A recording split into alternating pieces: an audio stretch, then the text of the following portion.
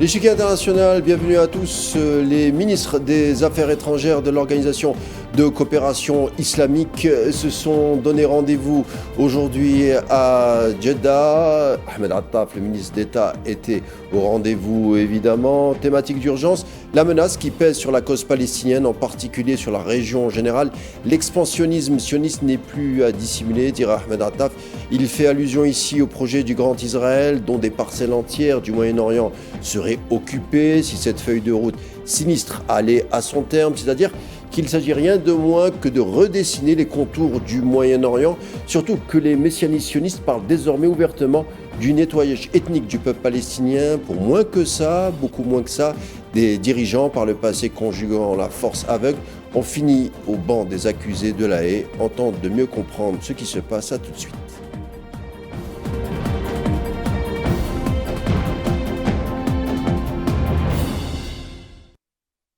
Gaza, se dirige-t-on vers une occupation totale? Chaque jour apporte son lot de violations flagrantes des droits humains les plus élémentaires. Les réactions officielles occidentales demeurent tout de même très timides, même si on note un infime changement de réaction, par exemple en Allemagne. On va bien entendu en parler de ça et bien d'autres choses avec notre invité du jour. Bonsoir Bassem Laharj, bienvenue. Bonsoir et merci pour l'invitation. Alors vous êtes analyste et surtout spécialiste du droit international. Très heureux de vous avoir parmi nous ce soir, l'échiquier international. Alors, triste jour encore pour le journalisme Bassem, étant donné qu'une frappe sioniste sur le complexe médical Al-Nasser au centre de Gaza a tué un photographe indépendant de Reuters. Il s'agit de Houssam El-Masri. 8 minutes plus tard, une deuxième frappe ôte la vie à la journaliste de The Independent Arabia, Mariam Abou Daga, ainsi que Mouaz Abou Taha, et le photographe d'Al Jazeera, Mohamed Salama. 5 journalistes donc tués en 2 jours après la mort, le 23 août, de Khaled El-Medhoun. L'entité sioniste Bassem vise délibérément, semble-t-il, toute tentative d'informer en provenance de Gaza.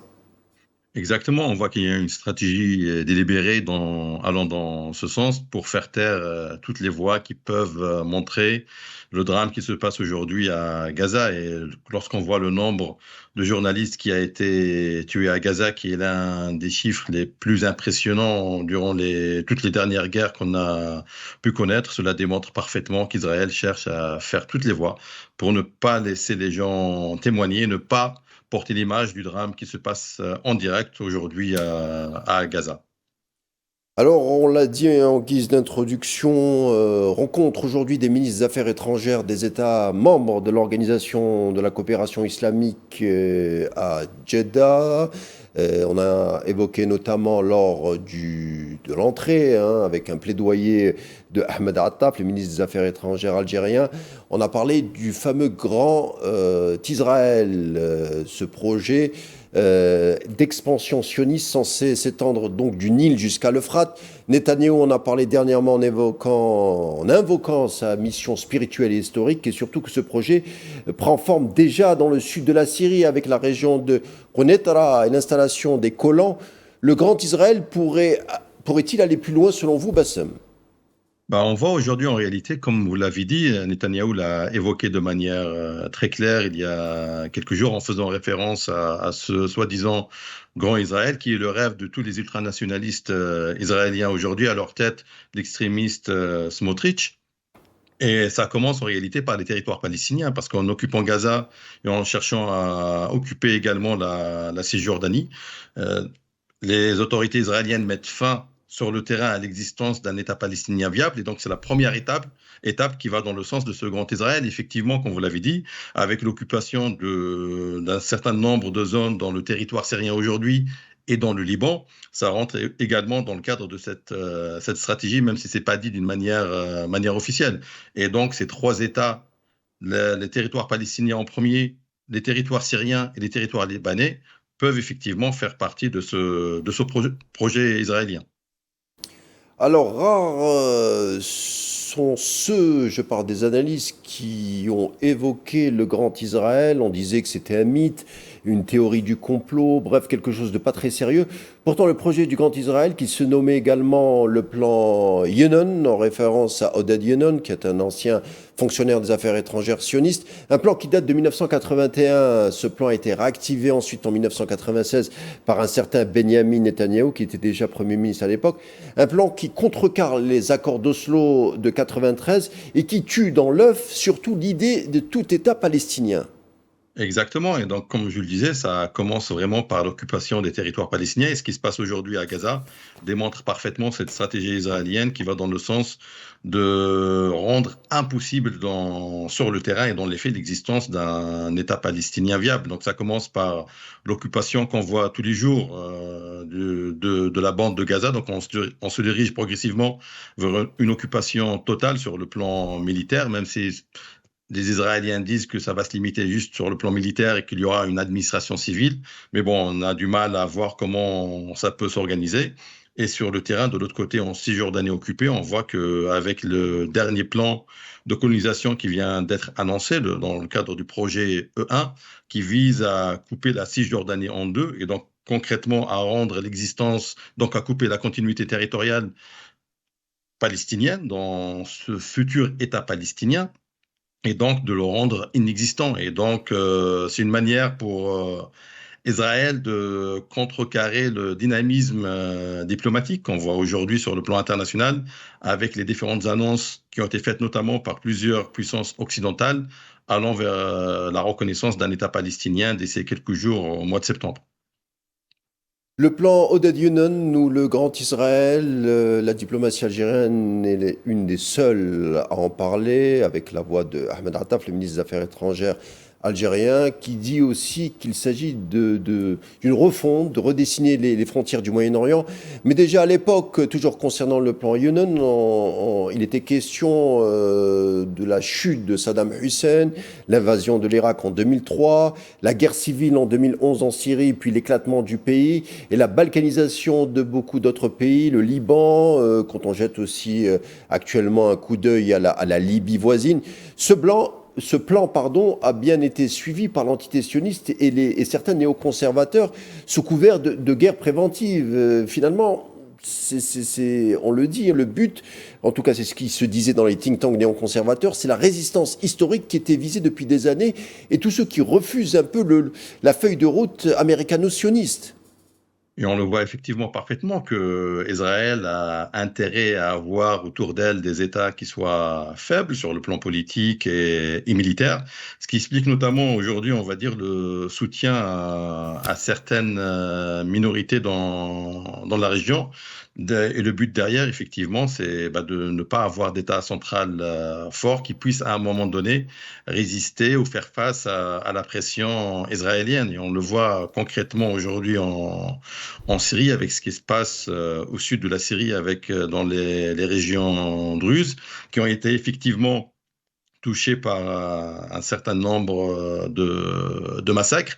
Mais Israël saisit également l'occasion pour essayer de s'introduire dans la zone et pour apparaître comme la protectrice de telle ou telle minorité. Mais dont le but final, en réalité, c'est d'avoir en face d'elle des États faibles et d'avoir des cartes en main pour faire pression sur l'ensemble des pays de la région. Et pour revenir au plan que vous avez cité du Grand Israël, on a vu également l'Égypte et la Jordanie qui ont réagi d'une manière directe parce qu'effectivement, ce plan vise directement leur intégrité territoriale également.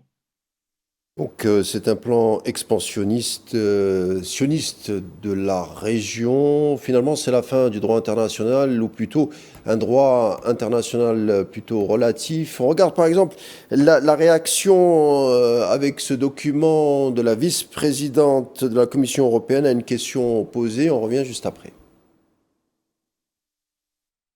Il y a un mandat d'arrêt international de la Cour pénale internationale contre Vladimir Poutine. Est-ce que tout pays de l'Europe doit l'appliquer si M. Poutine met un pied en Europe ?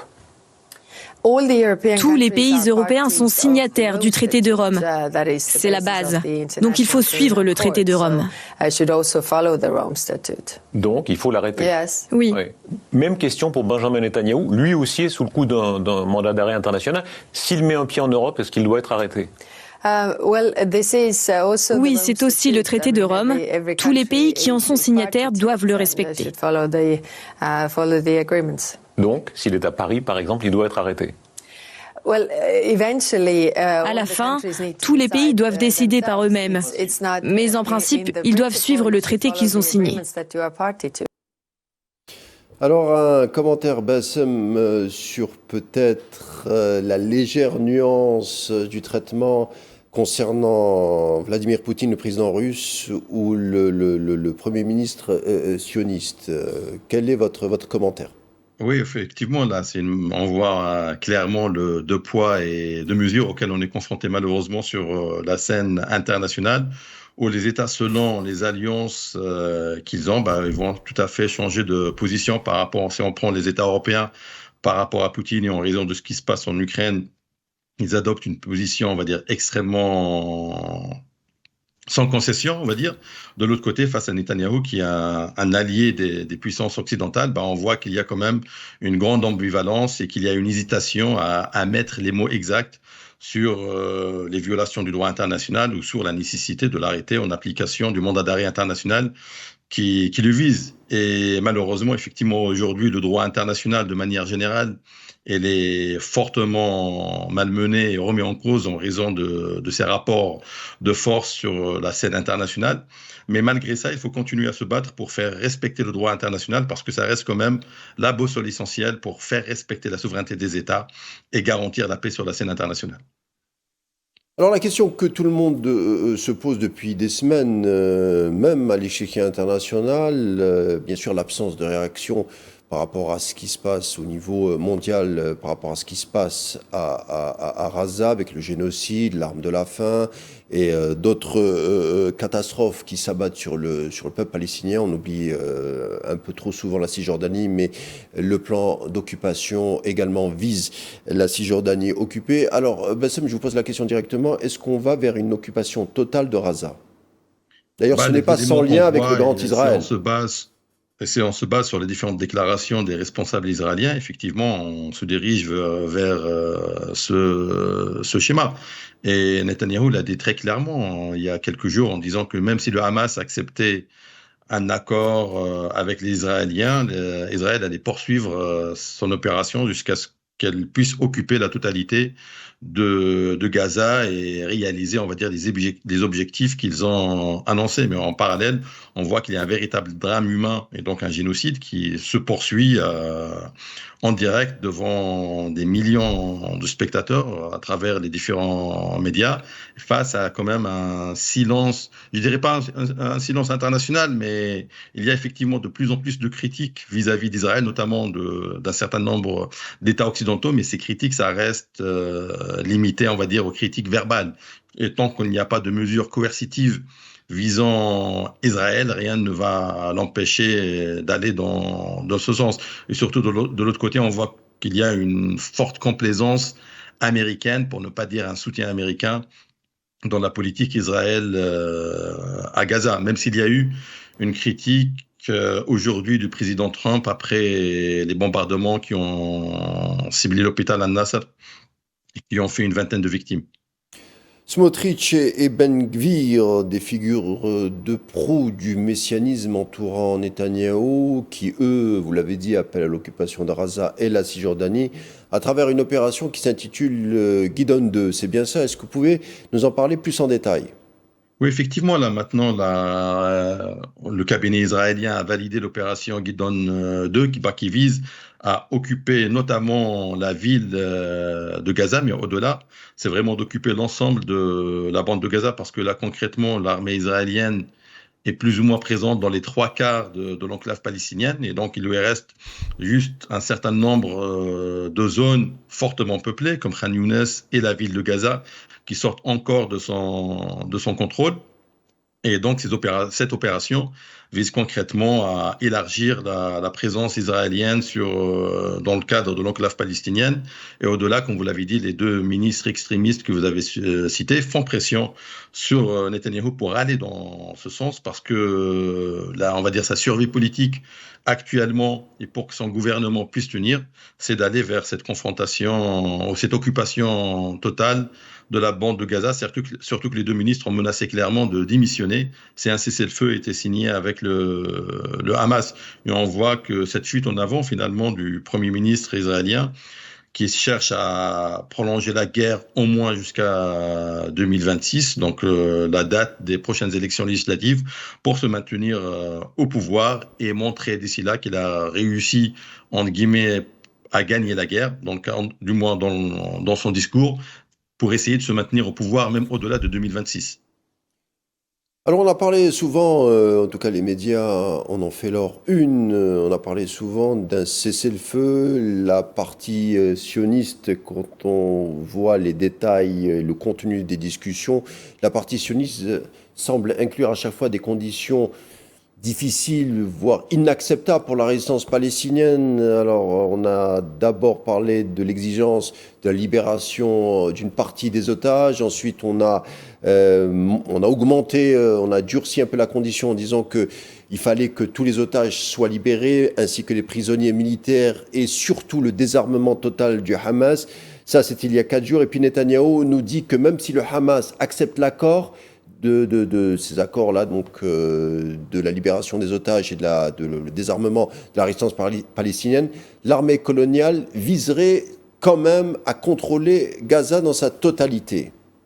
Effectivement, et là on voit la stratégie d'une manière très claire de Netanyahou qui vise à prolonger les négociations sans réelle volonté d'arriver à un accord ou à libérer les otages vivants ou les dépouilles des otages israéliens qui sont détenus par le Hamas. Et on l'a vu de manière très concrète lors des dernières négociations. On a vu quand même le mouvement palestinien, le Hamas, qui a fait des efforts pour accepter des choses qu'il n'acceptait pas auparavant.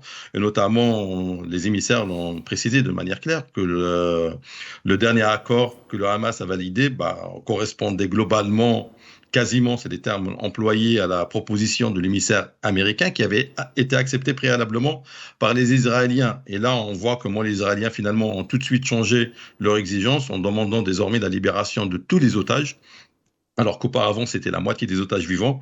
Et donc, c'est une manière, et également le désarmement du Hamas. Et donc, c'est une manière pour pousser le Hamas à refuser, parce qu'on voit très, très, très clairement que le Hamas ne peut pas accepter de telles conditions, alors que de l'autre côté, il n'y a aucun effort qui est fait pour améliorer le quotidien des Palestiniens qui subissent un génocide. Et on voit comment Israël utilise l'arme de la faim comme un outil de guerre pour arriver à ses buts. Alors selon les chiffres, on se déplace sur le terrain, selon les chiffres, 60 000 sionistes armés opèrent à Jabalia et à Zaytoun. C'est au nord de Gaza. Les sionistes tentent aussi de réduire l'eau en plus de l'utilisation de la famine. On viserait, l'objectif est de viser à pousser environ 1 million de personnes, 1 million d'habitants vers le sud. On le voit, c'est la violation, les violations du droit international est caractérisée et prouvée malgré ce qu'on peut entendre dans certains médias français par exemple. Effectivement, il y a le ministre de la Défense israélien qui a convoqué 60 000 réservistes en provision de cette opération qui vise à occuper l'ensemble de la bande de Gaza. Et les opérations militaires ont déjà commencé en réalité pour contrôler la ville de Gaza, notamment dans le nord de la ville, à Jabalia et Hayz Zaytoun, où les militaires israéliens opèrent déjà. Effectivement, même les médias israéliens ont révélé qu'il y avait des discussions pour voir s'il fallait réduire les quantités d'eau disponibles et allouées aux Palestiniens dans la zone. Et donc, le but est tout à fait clair, c'est de faire pression en plus de la pression militaire et de l'utilisation de la famine comme outil militaire, d'utilisation également les pénuries d'eau dans cette même stratégie qui est en totale violation du droit international et du droit international humanitaire lorsqu'il y a un conflit. Et effectivement, tous les spécialistes honnêtes et crédibles convergent dans le sens où il y a aujourd'hui une violation totale, complètement caractérisée du droit international et du droit international humanitaire par l'armée israélienne et par le gouvernement israélien dans l'enclave palestinienne de Gaza. Les violations du droit international et la volonté de vider Gaza de sa population ne fait plus l'ombre d'un doute, contrairement à ce que disent des sayanim, on va le dire ouvertement, ou des porte-voix à peine masqués de l'entité sioniste dans certains médias occidentaux, notamment français. Comme ces déclarations, Bassem, on peut se reposer sur des déclarations pour justement tabler ou prouver qu'il y a un crime de guerre ou un crime contre l'humanité, voire même un génocide. On va en prendre quelques-unes de ces déclarations. Il n'y a pas d'innocents à Gaza, a dit Israël Herzog, le président de l'entité sioniste. Nous allons conquérir Gaza et ne laisserons aucun Palestinien vivant. Cette fois, c'est Avi Dichter, qui est ministre de l'Agriculture sioniste. Nous combattons des animaux humains, ça on connaît cette déclaration, l'émane de Yoav Gallant, ancien ministre de la Défense. Mike Golan, ministre de la Promotion des Femmes, déclare « Je suis fier des ruines à Gaza ». Et puis une dernière pour la route, elle est signée un membre de la Knesset, Nissim Vintouri, qui dit que Gaza et son peuple doivent brûler. C'est difficile de parler de paix, on doit le dire, avec ce type de profil, Bassem. Effectivement, on a un gouvernement israélien dont certains ministres éminents, on les a cités, que ce soit Smotrich ou Ben-Gvir et d'autres, ainsi que des membres de la Knesset et du Likoud israélien, qui ont un discours complètement et tout à fait génocidaire. Il n'y a pas de doute sur ça. Et le discours qu'ils tiennent, c'est une manière de déshumaniser les Palestiniens et les Gazaouis pour justifier le massacre qui est en cours aujourd'hui depuis pratiquement 2 ans et qui se poursuit.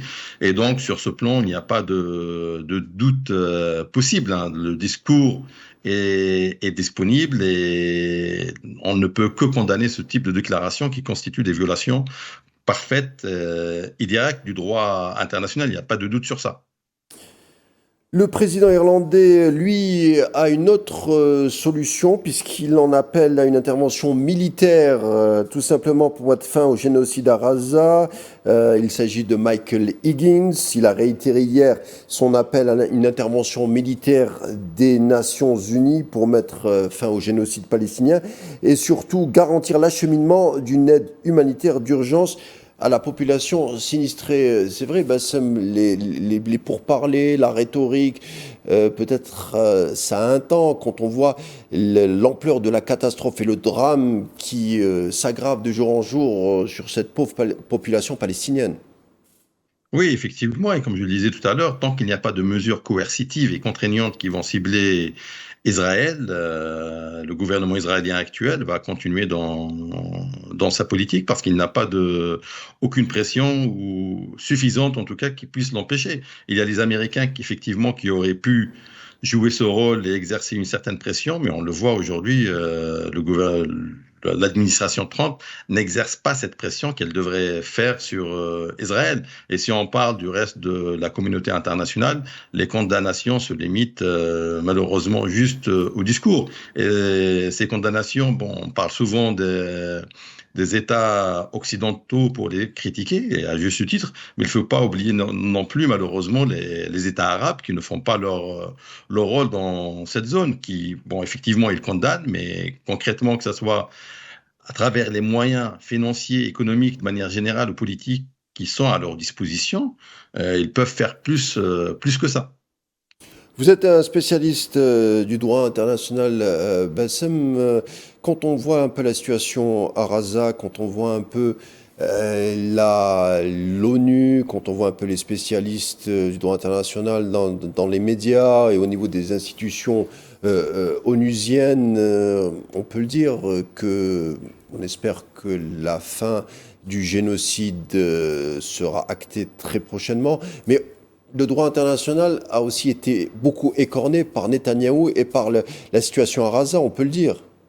Effectivement, et ça c'est effectivement la faiblesse, on va dire, du droit international, qui reste quand même confronté à la réalité des relations internationales et de la géopolitique et des rapports de force. Et si les grandes puissances, au sortir de la Seconde Guerre mondiale, se sont engagées à faire respecter le droit international, on voit que progressivement un certain nombre d'États, pour ces puissances, en tout cas pour ne pas dire tous, se sont progressivement désengagés du respect de ce droit selon leurs intérêts. Donc lorsque leurs intérêts n'étaient pas en jeu, ils appellent au respect du droit international, mais lorsque leurs intérêts ou leurs calculs politiques sont en totale contradiction avec le droit international, ils essayent de le contourner ou de trouver des justifications vraiment très très limites pour expliquer leur position. On l'a vu lors de la première intervention américaine en Irak, de l'intervention de 2003, qui était en totale violation du droit international, avec cette mise en avant du droit préventif pour essayer de justifier